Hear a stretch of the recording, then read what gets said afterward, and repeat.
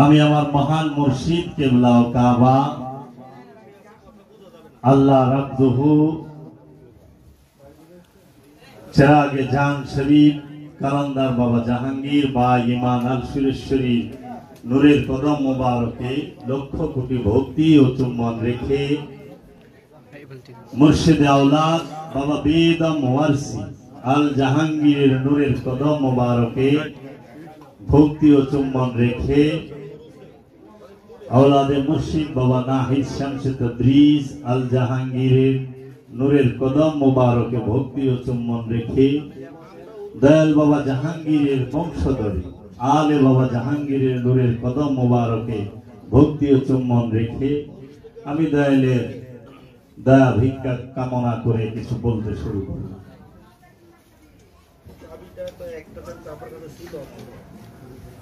আজকে আমাকে যে বিষয়ে বলতে বলা হয়েছে যে আমরা মুর্শিদ কেন ধরব, পীর কেন ধরব, উসিলা কেন ধরব।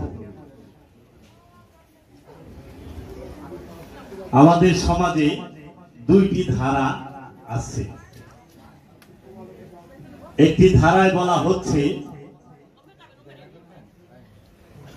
পীর মুর্শিদ লাগবে না, পীর মুর্শিদ ধরার কোনো প্রয়োজন নাই, পীর মুর্শিদের কথা কোরআন হাদিসে নাই, পীর মুর্শিদ যদি কেউ ধরে সে শিরক করে, বেদাত করে। এই রকম ধারণা আমাদের সমাজে সাধারণ অনেক মানুষের মধ্যে থাকে। আলেম সমাজ ব্যাপক প্রচার করে খারিজিজম, এই ওয়াহাবিরা, সালাফিরা, খারিজিরা এইটা প্রচার করে থাকে যে পীরের কোনো প্রয়োজন নাই, সোজা আল্লাহরে ডাক দিবেন, কোরআন শরীফ পড়বেন, হাদিস পড়বেন, নামাজ পড়বেন, রোজা রাখবেন, যাকাত দিবেন, হজ করবেন, কুরবানি করবেন, বাস আপনি জান্নাত পাওয়া যাইবেন। এইরকম একটা ধারণা আমাদের সমাজে আছে। এটা কতটা সত্য এবং কতটা যৌক্তিক এবং কতটা কোরআন হাদিস ভিত্তিক। মুর্শিদ কেন ধরব? সর্বপ্রথম প্রশ্ন, আমি কি মুর্শিদ ধরব যে আমার সাংসারিক উন্নতির জন্য? আমি কি মুর্শিদের কাছে আমার ব্যবসার উন্নতির জন্য যাব? পীর ব্যবসার উন্নতির জন্য ধরব? পড়ালেখা শিখার লিগে পীর ধরুম? বক্তা হওয়ার জন্য পীর ধরুম? কি কারণে পীর ধরুম? মুর্শিদ ধরব কেন?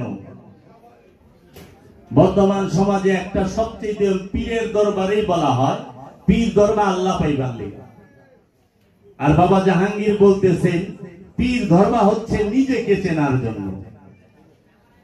বাবা জাহাঙ্গীর বলেন যে আত্মপরিচয় পাওয়ার জন্য, নিজের পরিচয় পাওয়ার জন্য, নিজের পরিচয় জানার জন্য মুর্শিদ ধরতে হবে, মুর্শিদের কাছে বায়াত গ্রহণ করতে হবে। কারণ নফসের উন্নতি সর্বশ্রেষ্ঠ উন্নতি। কাদাফলাহা মান তাযাক্কা, কাদাফলাহা মান তাযাক্কা, কাদ আফলাহা, ওই ব্যক্তি সফল, মান তাযাক্কা, যে নিজেকে পবিত্র করতে পেরেছে, যে নিজেকে পবিত্র করতে পেরেছে, ওই ব্যক্তি সফল। আল্লাহ কিন্তু বলে নাই যে যে সম্পদশালী হয়েছে সে সফল, যে 1000 কোটি টাকার মালিক হয়েছে সে সফল, যে আমেরিকা গেছে সে সফল, যে দাওরা হাদিস ফারেক হয়েছে সে সফল, যে মাওলানা হয়েছে সে সফল, যে ইমাম সাহেব হয়েছে সে সফল, যে মাতবর হয়েছে সে সফল, যে চেয়ারম্যান, এমপি, মন্ত্রী, মিনিস্টার যাই হোক, রাজা বাদশা যাই হোক, যে সে সফল। আল্লাহর কুরআনুল মাজিদ এটা বলা হয় নাই, বলা হয়েছে কি কাদ আফলাহা মান তাযাক্কা, ওই ব্যক্তি সফল যে নিজেকে পবিত্র করতে পেরেছে। এখন নিজেকে কিভাবে পবিত্র করুন? পবিত্র কিভাবে করা যায়? নিজেকে পবিত্র কি পদ্মা নদীর পানি দিয়া করুন? না মোটরের পানি দিয়া করুম, না টিউবওয়েলের পানি দিয়া করুম, এখন তো অজু কইরা পবিত্র হয়, সেটা আবার পানি দিয়া। পানি দিয়া অজু করলে পবিত্র। এটা কি আসলেই পবিত্র? এটা মেজাজি রূপ। পানি দিয়া ধুইলে পরিষ্কার হওয়া যায়, পানি দিয়া ধুইলে পরিষ্কার হওয়া যায়, পানি দিয়া হাত মুখ ধুইলে পরিষ্কার হইতে পারবেন। পানি দিয়া হাত মুখ দিয়া কি পবিত্র হওয়া যায়? কখনোই না। কারণ পানির ওই শক্তি নাই যে আপনাকে আপনার নফসকে পবিত্র করে, আপনাকে পবিত্র করে। পানি দিয়ে পরিষ্কার হইতে পারবেন। অনেক সময় দেখবেন যে পানি নিজেই নাপাক হয়ে যায়, মানে অপরিষ্কার হয়ে যায়, যায় না? বুড়িগঙ্গার পানি দেখলে ওই পানি দিয়ে উজু করবার মন চাইব? জীবনও না, কারণ ওই পানিটা অপরিষ্কার। তাহলে পবিত্র কিভাবে হয়? পবিত্র হইতে হয় মুর্শিদের ধ্যান দিয়া। মুর্শিদের ধ্যান দিয়া পবিত্র হইতে হয়। মুর্শিদের ধ্যান ছাড়া পবিত্র হওয়া যায় না। পানি দিয়া হাত মুখ শরীর ধুইবেন, পরিষ্কার হইবেন, পবিত্র হইবেন না। পবিত্র হইতে হইলে কামেল আল্লাহর ওলির তাসাব্বুর লাগবে, কামেল আল্লাহর ওলির ধ্যান লাগবে। কারণ আল্লাহ রাব্বুল আলামিন বলেছেন, তোমার অন্তরকে পবিত্র করো। অন্তর কি পানি দিয়া পবিত্র করা যায়? কখনো না। পানি দিয়া অন্তর পবিত্র হয় না। পানি দিয়া হাত পবিত্র হয়, মুখ পবিত্র হয়, পা পবিত্র হয়, চোখ কান মাথা শরীর পবিত্র হয়, কিন্তু পানি দিয়া তো অন্তর পবিত্র হয় না।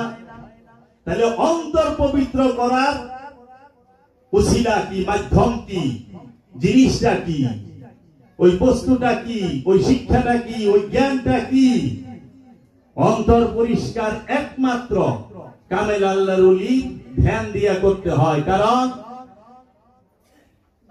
অন্তর সূক্ষ্ম, এটাকে দেখা যায় না, সূক্ষ্মেরও সূক্ষ্ম, অনুভব করে। হৃদয় সূক্ষ্ম, দেহ স্থূল মোটা, দেহ দেখা যায়, হৃদয় দেখা যায়। দেহের চিকিৎসার জন্য ডাক্তার হইছে, অঙ্গ প্রত্যঙ্গ ভিতর বাইরে চিকিৎসার জন্য দৈহিক যে অঙ্গ যা বলেন, হাত পা চোখ কান নাক মুখ লিভার স্টোমাক যা বলেন, কিডনি প্রস্রাবের রাস্তা পায়খানার রাস্তা যা বলেন, সমস্ত কিছু চিকিৎসা করার জন্য ডাক্তার হইছে, ডাক্তার আছে। যত দেহের রোগ আছে সব রোগ সারার জন্য এবং চিকিৎসা করার জন্য ডাক্তার আছে।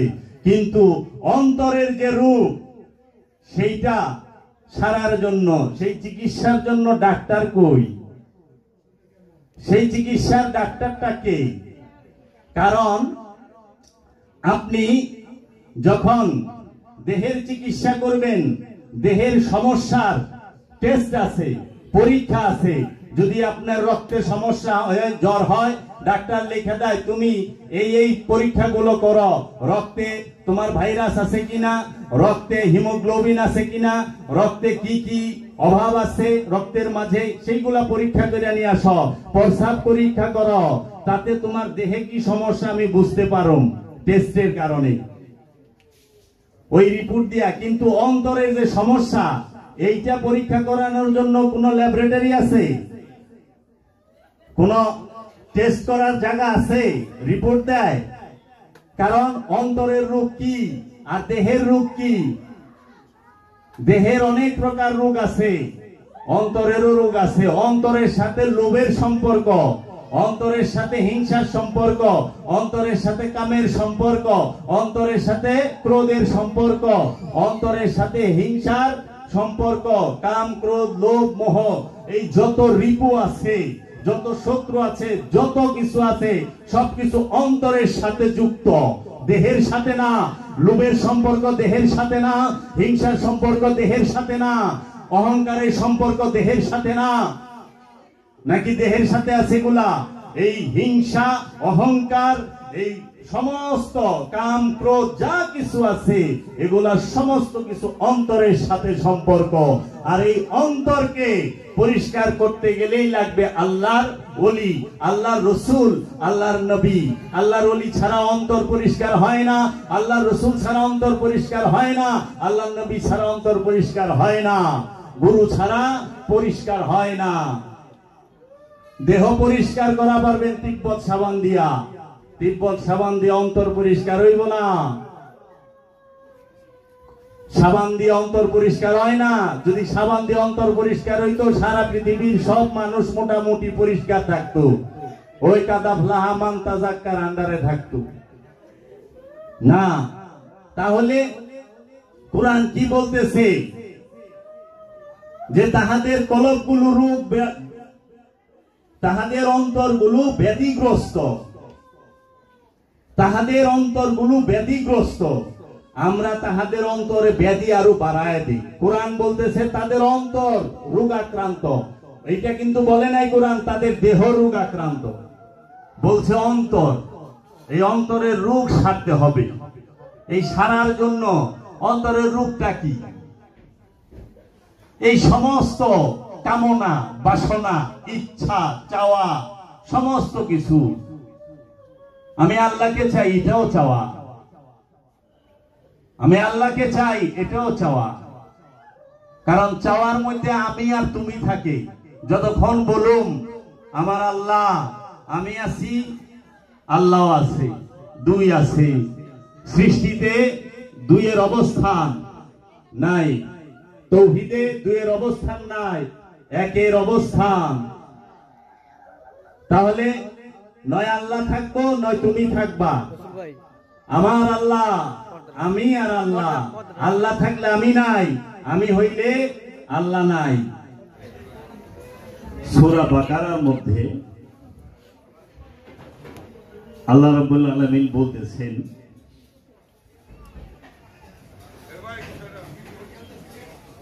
তাহাদের কলবগুলো, তাহাদের অন্তরগুলো ব্যাধিগ্রস্ত, রোগগ্রস্ত।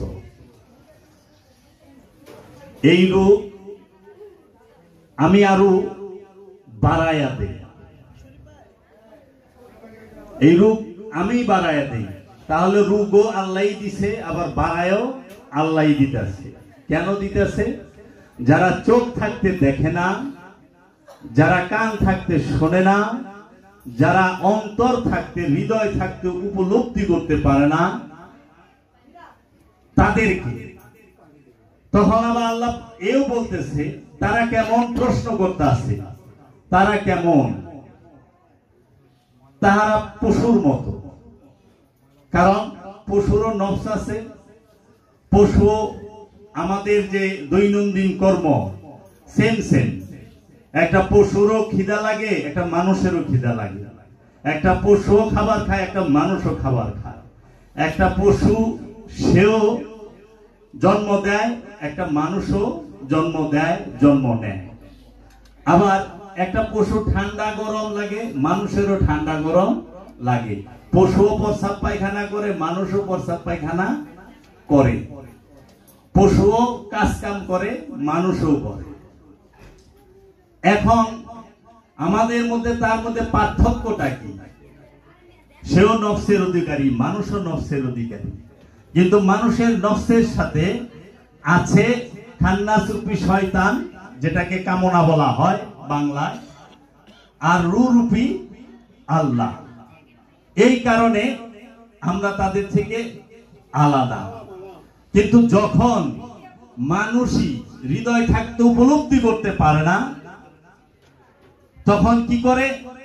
আল্লাহ কয় উলাইকা কাল আনআম, তাহারাই হইল, উলাইকা তাহারাই হইল, কাল আনআম হইল।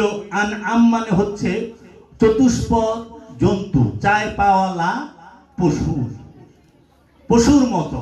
তখন বলে লা লা বাল হুম আদাল, তার থেকেও নিকৃষ্ট, পশুর থেকেও নিচু। তাহলে খেয়াল করেন, পশুর নফস আছে, মানুষেরও নফস আছে। কেন নিকৃষ্ট পশুর থেকে? কারণ পশুকে কামনা দেওয়া হয় নাই, রূপী রব দেওয়া হয় না, রূপী আল্লাহকেও দেওয়া হয় নাই। এর জন্য পশুর থেকে নিকৃষ্ট। কারণ এত কিছু পাওয়ার পরেও স্বাধীনতা পাওয়ার পরে আবার কামনা আসার পরে এবং আল্লাহ নিজে জাত রূপে থাকে, এরপরেও সে কি করছে? চিনতে পারে নাই, নিজেকে পবিত্র করতে পারে নাই। তার জন্য বলল যে না না, পশুর এটা দিলে হয়তো পশুও করতো। ও মানুষ হয়ে পারে নাই, মানুষ এই পশুর থেকেও নিকৃষ্ট। তাহলে এই পশু থেকে নিকৃষ্ট কে? যাহারা নিজেকে চিনে নাই, যাহারা নিজেকে পবিত্র করতে পারে নাই, যাদের অন্তর ব্যাধিগ্রস্ত, রোগগ্রস্ত। তাহলে এই রোগ সারতে গেলে লাগবে কি? আল্লাহর রসুল, আল্লাহর ওলি। আল্লাহর ওলি ছাড়া, আল্লাহর রসুল ছাড়া নিজেকে পবিত্র করবেন কেমনে? সাবান যদি খায়াও ফালান কিংবা হুইল পাউডার গুলায় যদি বোতল কোকা কোলার মতো খান, হয়তো পেট পরিষ্কার হয়ে পারে, কিন্তু অন্তর পরিষ্কার হওয়ার কোনো চান্স নাই। আছে? অ্যাসিড খাইলে পরেও অন্তর পরিষ্কার হইব না। কারণ অ্যাসিড লোহার মধ্যে, পিতলের মধ্যে মারলে পরে লোহা পিতল পরিষ্কার হয়ে যায়। আর মালা জইপা অন্তর পরিষ্কার করবেন? মালা জইপা অন্তর পরিষ্কার করবেন? এত সস্তা মালা জইপা অন্তর পরিষ্কার করা? আল্লাহ আল্লাহ আল্লাহ আল্লাহ আল্লাহ আল্লাহ আল্লাহু আল্লাহু আল্লাহু মালা জপতাছেন, সুবহানাল্লাহ সুবহানাল্লাহ সুবহানাল্লাহ, আলহামদুলিল্লাহ আলহামদুলিল্লাহ। ঠিক আছে, মালা জপছেন, আল্লাহ আল্লাহ আল্লাহ কুরআনুল মাজিদের মধ্যে লেখা, কিন্তু এখানে কি আল্লাহ আছে? নামের মধ্যে কি আল্লাহ থাকে? আল্লাহর মধ্যে নাম থাকে? নামের মধ্যে আল্লাহ থাকে কোনদিন? যদি নামের মধ্যে আল্লাহ থাকতো তাহলে আমার সামনে অনেক মাওলানা আল্লামা এরা বৈশা রইছে, এরা সবচেয়ে বড় আল্লাহওয়ালা হইতো। কারণ এরা কোরআন হাদিস হিফজ করছে, মাওলানা পড়ছে, দাওরায় হাদিস ফারে কইছে, কেউ আল্লামা হইছে, কেউ ডক্টরেট করছে। কিন্তু ওই যে আল্লাহ নামের যে মালা, এই আল্লাহ নামের মালা যদি আল্লাহ পায় নাই, আল্লাহ পাইলে হেনে আইতো না। আল্লাহ পায় নাই, আল্লাহ নামের মধ্যে না। নাম কি আর মূল কি? প্রতিটা মানুষের দেহের একটা নাম আছে, বাপ মায় রাখে, দাদা দাদি রাখে। ওই নামটা কি ওই ব্যক্তি? আমার নাম জাবের, এই দেহটা কি জাবের না দেহের নামটা যাবে? তাহলে জাবের দেহ না, আর দেহ জাবের না। দেহকে চেনার জন্য নামটা হইল উসিলা। আরে নিজেরে পরিচয় করাইবার যায় নাম উসিলা লও, আর নিজেরে পবিত্র করতে যায় কি পীরের উসিলা লইবা না? পীরের উসিলা লইবা না নিজেরে পরিচয় করাইতে গেলে? তাহলে নাম ছাড়া পরিচয় আছে না, গুরু ছাড়া শিক্ষা আছে। সরয়েছড়া শিখছেন, এইখানেও পীর লাগছে, গুরু লাগছে, শিক্ষক লাগে নাই। কেউ মা বাবা থেকে শিখছে, কেউ ভাই বোন থেকে শিখছে, বড় ভাই বোন থেকে, কেউ আবার আছে শিক্ষকের কাছ থেকে শিখছে। তাহলে সরয়েছড়া লেখা, আলিফ বা তা সা লেখা, ABCD লেখা শিখতেও একজন গুরু লাগছে। আচ্ছা ঠিক আছে, স্কুলে যে যান, স্কুলে পড়াশোনা করতে গুরু লাগে নাই, শিক্ষক লাগে নাই, শিক্ষক ছাড়া পড়াশোনা করতে পারছেন, ওইখানেও গুরু লাগছে। আচ্ছা আপনি যে কোনো হাতের কাজ শিখবেন, সেটা শিখতেও তো গুরু লাগে। মোটর মেকানিক হইবেন, উস্তাদের কাছে যাওয়া লাগবে। যে সিনিয়র মোটর মেকানিক, তার সহবতে থাইকা ওই কাজটা শিখতে হইব। ইলেকট্রিশিয়ান হবেন, গুরু লাগবো। যে কাজ জানে তার কাছে যাইতে হবে, যে জানে না এর কাছে গেলেন হ্যাঁ মরবো, কারেন্টে দইরা সাথে আপনিও মরবেন। তো যে জানে না তার কাছে গেলে তো শিখা যাবে না। আর আপনি বলবেন যে গুরু লাগবে না, গুরু ছাড়া এমন কোন জিনিস আছে দেখাইতে পারবেন যে গুরু ছাড়া হয়? তাহলে যেই মাওলানা সাহেব বলতাছে কি তুমি নামাজ পড়ো, আরে নামাজ পড়াইতেও তো একজন গুরু লাগে, সে তো ইমাম। ইমাম ছাড়া নামাজ হয়? ফরজ নামাজ ইমাম ছাড়া হয়? সুন্নত ইমাম লাগে না, নফলে ইমাম লাগে না, ফরজ ইমাম ছাড়া হয়? তখন তো দুইজনের বেশি থাকলে ইমাম, একজন সামনে দুইজন পিছে, তো ইমামের সাথে খাড়ায় পারে না কাবার। নামাজ যে আমরা পড়ি, আমরা যে জোহর আসর মাগরিব এশা পড়ি, ইমাম সাহেব আমাদের এক কাতার আগে থাকে কেন? ইমাম সাহেব আগে থাকে কেন? মুসল্লি পিছে কেন? একসাথে দাঁড়াইতে পারলো না যে ইমাম সাহেব সামনে খাড়াইছে, সবাই টাইনা ধরে যে আমরা সবাই একসাথে খাড়াইছি, আপনি দূরে খাড়াইবেন কার সাথে খাড়ান, দলকে ভাই রাখেন। ইমাম সাহেব সাথে খাড়ায় না, ইমাম সাহেব আগে খাড়ায়। আর যদি দুইজন হয়, আবার 4 আঙ্গুল আউগায় খাড়ায়, একটু আউগায় খাড়াইবে, এক পা গায়ে খাড়ায়। আবার ইমামের আগে মুসল্লি নিয়ত বান্ধা পারবো না, ইমামের আগে রুকুতে মুসল্লি গেলে নামাজ বাদ, ইমামের আগে রুকুতে সেজদার মধ্যে মুসল্লি যাইতে পারবো না, নামাজ বাদ। ইমামের পরে যাইতে হইব, ইমামের সাথেও যাওয়া যাইব না। তাহলে ওইখানেও আপনি গুরু ধরেন, ওইখানেও আপনি গুরু ধরেন। আচ্ছা, আপনি বাবা হাদিস পড়ছেন, বুখারী, তিরমিজি, মিশকাত, দাউদ, বাইহাকি সব হাদিসের কিতাব পড়ছেন, গুরু ছাড়া পড়া হইছে? আপনারা যে আলেম হইছেন, আল্লামা হইছেন, হাদিসের গুরু ছাড়া পড়তে পারছেন? ওইখানেও তো মুআল্লিম লাগছে, মুআল্লিম তো লাগছে।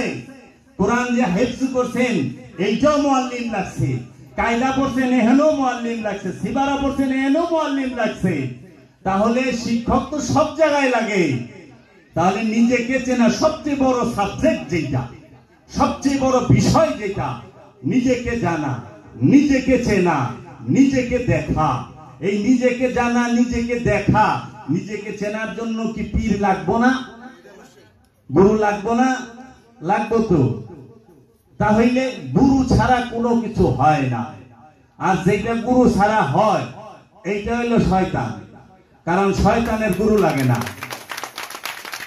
শয়তান হইতে কোনো গুরু লাগে না, কাফের হইতে গুরু লাগে না, মুমিন হইতে গুরু লাগে, ইমানদার হইতে গুরু লাগে। কারণ গুরু ছাড়া ইমানদার হওয়া যায় না। কলেমা পড়বেন কার কাছে? লা ইলাহা ইল্লাল্লাহু মুহাম্মদ রাসূলুল্লাহ সাল্লাল্লাহু আলাইহি ওয়াসাল্লাম যে পড়লেন, কার কাছে পড়লেন? রাসূলের কাছে। আচ্ছা, এখন রাসূল নাই, রাসূলের পরে সাহাবীর কাছে, মহানবী তার ধরাধামে জাহিরি ভাবে নাই, তারপরে পড়ছেন মৌলভী সাহেবরা সাহাবীর কাছে। আর যারা আলে রাসূল প্রেমিক, তারা কালেমা পড়ছে, বায়াত গ্রহণ করছে মাওলা আলীর কাছে। কারণ মুনাফিক মাওলা আলীর কাছে বায়াত হইতে পারে না, মুনাফিক মাওলা আলীকে মানতে পারে না। মুনাফিক সাহাবীও মানতে পারে, খলিফাও মানতে পারে, মাওলা মানতে পারে না। কারণ মুনাফিক মাওলা মানলেই বিপদ, সক্রিয়তার বাহিরে যাইতে হয়, নিজের ইচ্ছা মতো কিছু করা যায় না। এর জন্য তাহলে গুরু ধরবেন না। বাবা জাহাঙ্গীর বলতেছেন, বাবা গো, আল্লাহ রাব্বুল আলামিন তার কুরআনুল কারীম, কুরআনুল হাকিম, কুরআনুল মুবিন পাঠাইতে যায়া দুইটা মাধ্যম নিছে। আমাদের কাছে পাঠাইতে যায়া, মানুষের কাছে, ইমানদারদের কাছে পাঠাইতে যায়া দুইটা মাধ্যম নিছে। একটি হচ্ছে রুহুল আমিন, আর একটি হচ্ছে রাহমাতাল লিল আলামিন, হযরত মুহাম্মদ সাল্লাল্লাহু আলাইহি ওয়াসাল্লাম। রুহুল আমিনের মাধ্যমে, রাহমাতাল লিল আলামিনের মাধ্যমে রবের বাণী সমস্ত ইমানদারদের কাছে, সমস্ত মানব জাতির কাছে আল্লাহ প্রেরণ করছে, আল্লাহর কালাম। আর তুমি, আল্লাহ কি সর্বশ্রেষ্ঠ, সর্বশক্তিমান হয়েও দুইটা মাধ্যম গ্রহণ করছে। আল্লাহরে তো আর বল দেব না দুইটা পীর ধরছে, তাইলে আবার এটা আসে না। আল্লাহ দুইটা মাধ্যম ধরছে। তার ওহী পাঠাইতে যায়া আল্লাহ সর্বশ্রেষ্ঠ, সর্বশক্তিমান। আল্লাহ কি পারতো না আমাদের প্রত্যেকের কাছে আল্লাহর ওহী পাঠাইতে? পারতো তো। আল্লাহ এটা কি পারতো না জিবরাইল আমিন ফেরেশতা দিয়া, মিকাইল ওই ফেরেশতাকে দিয়া আমাদের কাছে কোরআন ঘরে ঘরে পাঠাইতে? আর যেই কোরআন আল্লাহ পাঠাইছে, এখন যে কই বই আকারে, এইভাবে কি বাইন্ডিং ছিল? না। এই বাইন্ডিং করা কোরআন তো মহানবীর কাছে হযরত জিবরাইল আমিন নিয়ে আসে নাই, রুহুল আমিন নিয়ে আসে নাই। আসছিল যে বাইন্ডিং করা কোরআন? না। বাইন্ডিং করা কোরআন নিয়ে আসে নাই যে আপনি পড়েন। আমরা যেরকম আমাদের বাচ্চাদের পড়াইতে গেলে আদর্শ লিপি দেই, পড়ো, আমি কিচ্ছু না দিয়ে যদি কই কি পড়ো, বাচ্চাও কইব কি পড়ুম, কিছু তো নাই, কয় পড়ো, কয় কি পড়ুম। আমার বাবা এক ছাত্ররে পড়াইতো, তো পড়াইছে বারবার, ওর পড়া মুখস্থ হইতো না। আমার জন্মদাতা পিতাতে কইতো ক, আমি যা যা করলাম বুঝছস, কয় হুজুর বুঝছি। কয় কি বুঝছস, আমারে ক, কয় হুজুর আমি চোখ বুঝছি। এত সময় ধরে যা কইছে ও কিছুই বুঝে নাই, লাস্টে চোখ বুঝছে, কিছু তো বুঝে নাই। এই রকম বোঝা যদি বুঝে তাইলে তো বিপদ। বর্তমান সমাজে ওহাবিজম, খারিজিজম কিছু বুঝুক চাই না বুঝুক, চোখটা করলে ঠিকই বুঝছে, চোখ বুঝা রইছে, চোখ খোলা থাকলে ঠিকই দেখতো। আল্লাহ বলছে না আমি পর্দা দিয়া দেই, কোথায়? চোখের উপরে আমি মোহর মারিয়া দেই, কানের উপরে আমি মোহর মারিয়া দেই, খতম করিয়া দেই দিলের উপরে, হৃদয়ের উপরে।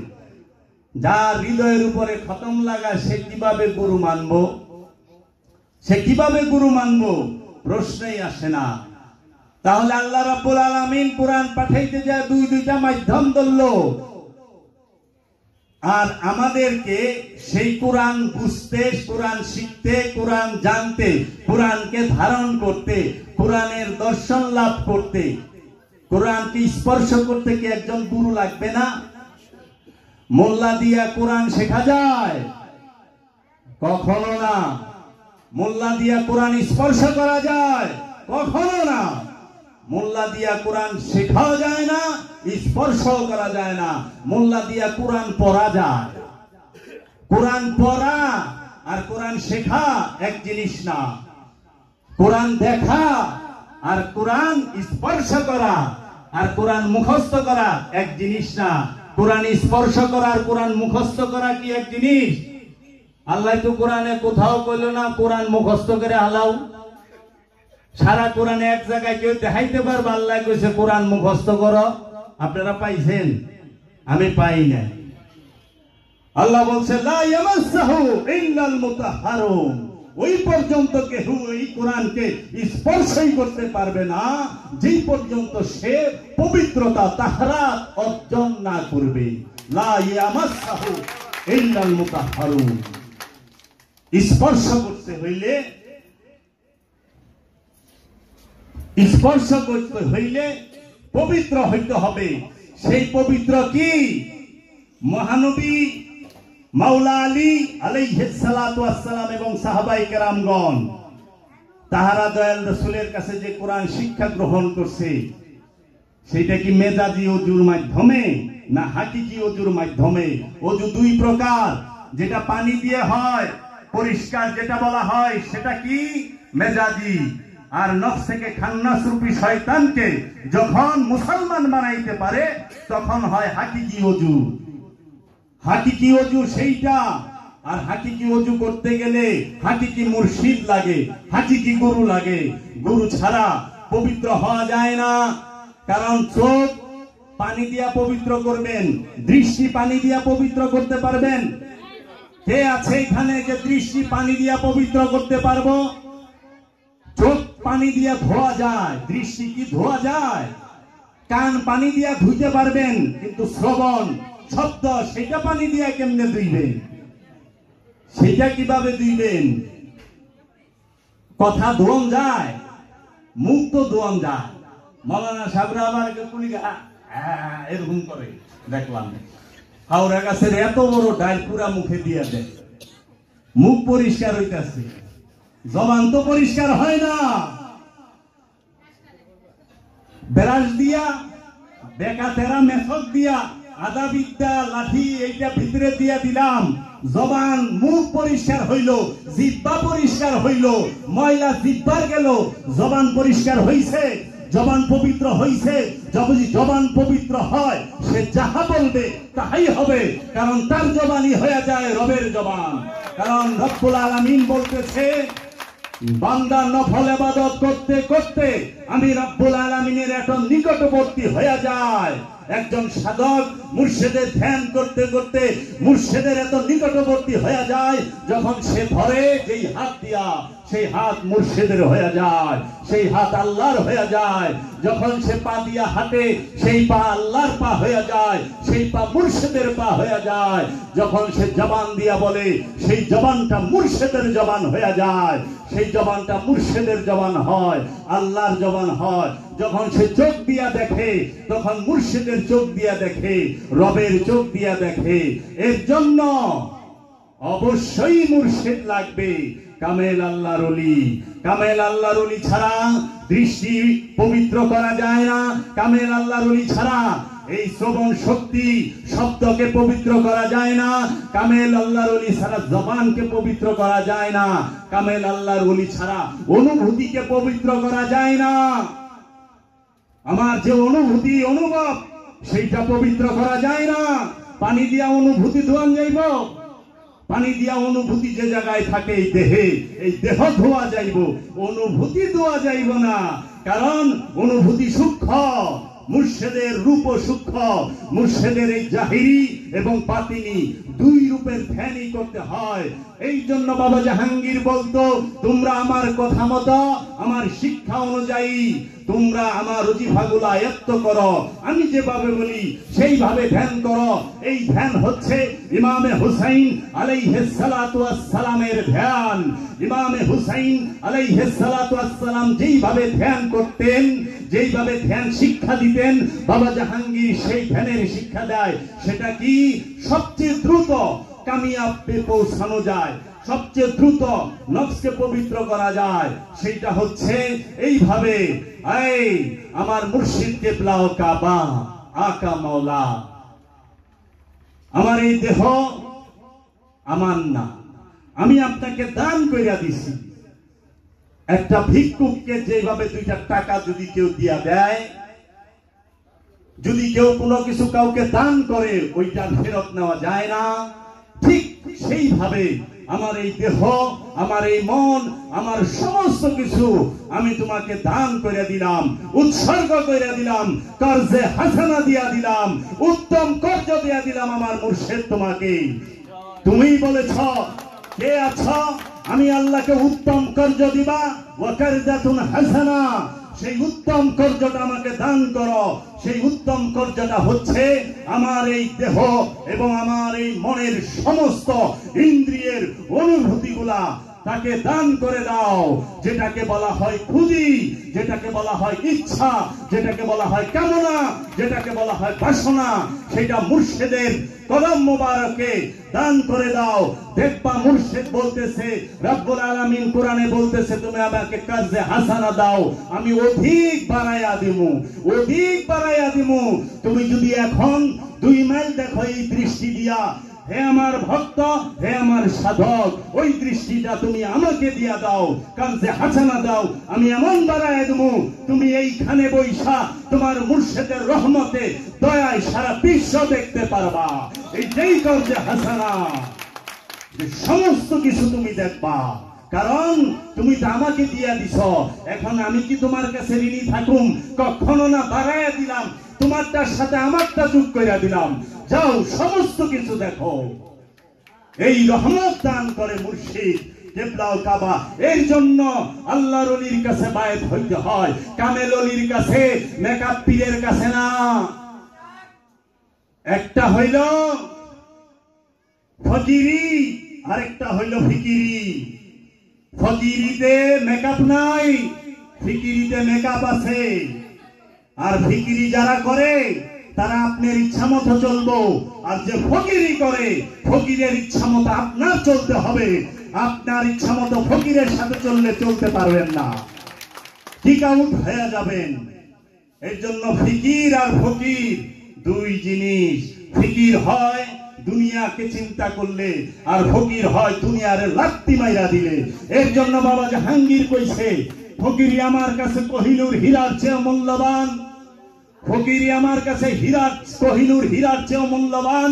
আমি কোটি টাকা লাত্তি মাইরা ফকিরি লইছি, আমি ফকির। বাবা জাহাঙ্গীর ফকির, ফিকির না। বাবা জাহাঙ্গীরের দর্শন জানু মাওলার দর্শন, বাবা জাহাঙ্গীরের কথা জানু মাওলার কথা এক। হুবহু জানু মাওলার ঘরে জানু মাওলার কথা আছে কিনা সন্দেহ, কিন্তু বাবা জাহাঙ্গীরের কাছে আছে। কারণ বাবা জাহাঙ্গীর প্রেম, বাবা জাহাঙ্গীরই প্রেম। কার প্রেম? বাবা সুরেশ্বরীর প্রেম। সুরেশ্বরী স্বয়ম্ভু, বাবা জাহাঙ্গীরও তাই। বাবা জাহাঙ্গীর দেওয়ানা সুরেশ্বরীর জন্য, সুরেশ্বরী স্বয়ং দেওয়ানা বাবা জাহাঙ্গীরের জন্য। এর জন্য খুইজা খুইজা দেওয়ানা বানাইছে। কোথা থেকে? কেরানীগঞ্জ চুনকুটিয়া থেকে ধইরা লই আইছে। চেরাগে জান শরীফ লকাপ দিছে। চেরাগে জান শরীফ লকাপ কারণ নাই, এটা চায়া নেয় নাই, এটা কর্জ নেয় নাই, এটা দান মুর্শেদ দান করছে। সেই মহামানবকে বিশ্বাস রাখেন। বাবা জাহাঙ্গীর এমন এক আল্লাহর ওলি, এমন এক মহামানব যে 28টি কিতাব লিখেছেন। পৃথিবীতে এর উপরে সুফিজমের কোনো কিতাব নাই। পৃথিবীর সর্বশ্রেষ্ঠ কোরআন হচ্ছে বাবা জাহাঙ্গীরের কোরআন। পৃথিবীর সর্বশ্রেষ্ঠ কোরআন বাবা জাহাঙ্গীরের কোরআন। একটু পরে দেখেন, বাবা জাহাঙ্গীর কারো নামে বিকে না, বাবা জাহাঙ্গীরের নামে সবাই বিকে। বাবা জাহাঙ্গীরের নামে সবাই বিকে। বাবা জাহাঙ্গীর সবাইকে পরিচয় করায়া দেয়। বাংলার বুকে বাংলার আব্দুহু হযরত সুলাইমান শাহ ল্যাংটা কে বলতে পেরেছে? একমাত্র বাবা জাহাঙ্গীর বলেছে। সুলাইমান শাহ ল্যাংটা বাবা হচ্ছে বাংলার আব্দুহু। কারণ এক আব্দুহু আরেক আব্দুহুর পরিচয় করার। আব্দুহু ছাড়া আব্দুহুর পরিচয়, আব্দুহুর পাওয়ার, আব্দুহুর ক্ষমতা অন্য কেউ জানে না। মোল্লা দিয়া মুহাম্মদের বিচার করো। মুহাম্মদ সাল্লাল্লাহু আলাইহি ওয়াসাল্লাম রুটি খাইছে, এই রুটি তো সাহাবীরা দেখে নাই। আর মহানবীর দরজা কত আনি এইটা মোল্লারা দেখবো? মোল্লা মহানবীর দরজা মাপে? ছি ছি ছি ছি ছি। সরকারে দু আলম আবুল কাসেম মোহাম্মদ মুস্তাফা আহমদ মুস্তাফা সাল্লাল্লাহু আলাইহি ওয়াসাল্লাম, তার দরজা মাপবো? আলিফ বা তা সা, আরবি হরফ 29টি, মাখরাজ 17টি, সমস্ত মাসলা মাসাইল মুখস্থকারী, যে নিজেও জানে না কোরআন কোথায় থাকে। কোরআন কোথায় থাকে? বাবা জাহাঙ্গীরের সালাতের 82 বার এই বইটি পড়েন। বাবা জাহাঙ্গীর 15টা কোরআনের তাফসীরের প্রমাণ দিছে, দলিল দিছে। দেওয়ার পরে বলছে, আমি কোরআনের যে সর্বপ্রথম যে পাঠ করা হয় সূরা বাকারা, সেই বাকারার সর্বপ্রথম আয়াত আলিফ লাম মিম, আলিফ লাম মিম যালিকাল কিতাব লা রাইবা ফি হুদাল লিল মুত্তাকিন। আলিফ মানে কি? ওয়াহাবিরা লেখছে, এইটা আল্লাহই ভালো জানে। তো বাবা জাহাঙ্গীর বলতেছে, আল্লাহই যদি ভালো জানে, আপনাদের কাছে পাঠাইছে কি ঘাস কাটবার লিগা? আপনি এইটা বলেন আমি জানি না। এত শরম পান কে নিজের চেহারা দেখাইতে? এত শরম পান কে? এটা তো পেত্নির কাম। পেত্নি নিজের চেহারা দেখাইবার চায় না, কারণ পেত্নির দাঁত মুখ নাক এক জায়গায় থাকে না, জায়গায় জায়গায়। দেখলে যদি ডরায় যায়, এর লেগে পেত্নি ঢাইকা রাখে। আর যে সুন্দর সে তো খুইলা রাখে। দেখ হি সুন্দর কারে কয়? ফকির উলঙ্গ। ফকিরের গায়ে পোশাক থাকে না। কোন পোশাক? আইনের পোশাক। আবার আপনারা মনে করেন না সুতার পোশাক। সুতার পোশাক ফকির ঠিকই পিনবে, আইনের পোশাক ফকিরের কাছে থাকে না। আর যে ফকিরের কাছে আইনের পোশাক থাকে, ও ফকির না, ও ফকিরের নামে ফিকি। কারণ ফকির সার্বজনীন, ফকির সবার জন্য। ফকির সুতার কাপড় ঠিকই পিনবে, আইনের জোলা পিনবে না, আইনের জুব্বা ফকিরে পিনবে না। আল্লাহ বলতেছে আলিফ লাম মিম যালিকাল কিতাব। আলিফ, বাবা জাহাঙ্গীর বলছে আলিফ মানে হচ্ছে আল্লাহ। আলিফ মানে কি? দেখেন আপনারা পড়েন না, এর লিগা কইলাম। অনেকে হয়তো টুরেন, অনেকে কইছে আলিফ মানে আল্লাহ। বাবা জাহাঙ্গীর বলেছে আলিফ শব্দ মানে বুঝাইছে পুরুষ শক্তি। আলিফ মানে হচ্ছে পুরুষ শক্তি, লাম মানে হচ্ছে মিলন শক্তি, আর মিম মানে হচ্ছে নারী শক্তি। স্ত্রী শক্তি। এই আলিফ লাম মিম, আলিফ পুরুষ শক্তি, লাম মিলন শক্তি, মিম নারী শক্তি। নারী এবং পুরুষের মিলনে সমগ্র সৃষ্টি জগৎ, আল্লাহর সমস্ত সৃষ্টি জগৎ, আল্লাহ রাব্বুল আলামিনের সমস্ত সৃষ্টি জগৎ বহমান, মানে চলমান, চলতেছে। রব্বুল আলামিনের সৃষ্টি জগতের মধ্যে এমন কোন সৃষ্টি নাই যেটা নারী এবং পুরুষ শক্তির আন্ডারের বাহিরে নাই। সমস্ত জীব জগৎ, এখন বস্তু জগৎ, বিজ্ঞান আবিষ্কার করেছে বস্তু জগৎ। বস্তু জগতেও নেগেটিভ পজিটিভের খেলা। নেগেটিভ পজিটিভ না হইলে লাইট জ্বলবো না, নেগেটিভ পজিটিভ না হইলে গাড়ি স্টার্ট লইব না, নেগেটিভ পজিটিভ লাগবই। আর্থিং না থাকলে লাইট জ্বলবো না। বস্তু জগতেও নেগেটিভ পজিটিভের খেলা।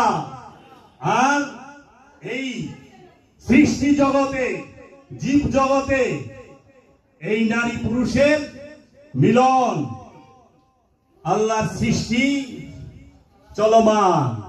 এই আল্লাহর সৃষ্টি রাজ্যের ভিতরে যাহা কিছু আছে, শুধু দুইটা জীব বাদে, দুইটা প্রাণী বাদে সবাই তৌহিদে বাস করে। তৌহিদ রাজ্যে একত্ববাদের ভিতরে একের মধ্যে। আর ওই একের মধ্যে ফানা হইতে গেলে জিন এবং ইনসান এই দুইজনকে রাব্বুল আলামিন খান্নাস রূপী শয়তান দিয়া তৈরি করছে। মানুষ জন্মগত ভাবেই লোভী। মানুষের কি দোষ? মানুষ তো জন্মগত ভাবেই লোভী। আল্লাহ সূরা মারিজে বলতেছে, আমি মানুষকে সৃষ্টি করেছি। মানুষ জন্মগত লোভী, মানুষ জন্মগত ভাবে অহংকারী, মানুষ জন্মগত ভাবে সে অসংখ্য, মানুষ জন্মগত ভাবে সে গাফেল, মানুষ জন্মগত ভাবে সে জালিম। এখন ওই যে দিয়া পাঠাইছে যে কামনা বাসনা খান্নাস রূপী শয়তান জিন আর ইনসানের নফসের সাথে, এই জিন আর ইনসানকে এই দেওয়ার কারণে আল্লাহ পাক কি করলো? পরীক্ষা নিল ওইটা দিয়া। জীব জগতে কোন পশু পাখিকে নফসের সাথে, কোন প্রাণীর নফসের সাথে খান্নাস রূপী শয়তান নাই, কামনা নাই। যার কামনা নাই সেও মিলন করে, করে না? কারণ ওটা কি খায়েছে? খায়েশ হইলে তো অন্য জিনিস। ওটা খায়েছে না, ওটা সৃষ্টির উদ্দেশ্যে, সৃষ্টির লক্ষ্যে। কারণ এই মিলনের মাধ্যমে সৃষ্টি চলমান থাকবে, সৃষ্টি চলবে। আর এই মানুষকে আল্লাহ রাব্বুল আলামিন এই পরীক্ষা থেকে উত্তীর্ণ হওয়ার জন্য কালে কালে, যুগে যুগে, আদি থেকেই পর্যন্ত সব সময় আল্লাহ হাদি পাঠাইছেন, হেদায়েতকারী পাঠাইছেন। সেই হেদায়েতকারী, আল্লাহ হেদায়েতকারীদেরকে এই নামে কোরআনে ডাকছে কি? রাসূল, নবী, ওলি, আব্দুহু। এদের এই নামে ডাকা হয়েছে যে আপনারা যান, আপনারা যান, আমি আপনাদেরকে পাঠাইছি এই নিম্ন শ্রেণীর প্রাণীগুলাকে, যারা জন্মগত ভাবে লোভী, তাদেরকে লোভ থেকে আপনারা মুক্তি দান করেন। মুক্তি দেবে রসুলে। আহাদ আল্লাহ মুক্তি দেয়, ওয়াহিদ আল্লাহ মুক্তি দেয় না। আল্লাহ যখন কোন কিছু দান করেন তখন আহাদ রূপ ধারণ করেন, ওয়াহিদ রূপে না। আহাদ